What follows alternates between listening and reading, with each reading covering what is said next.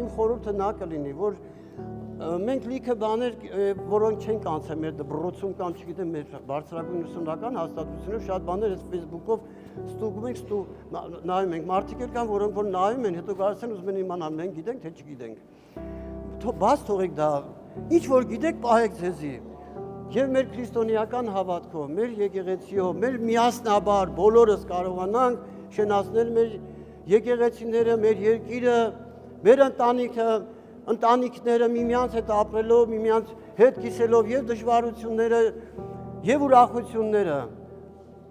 Հազարամյա պատմություն ենք անցել եւ եկեղեցին մշտապես կիսել է պատմության ընթացքում իր բաժին հասած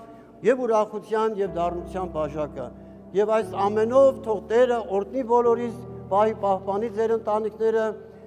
Տիրոջ սերը, խաղաղությունը, լույսը թող մշտապես լինի ձեր ընտանիքների մեջ։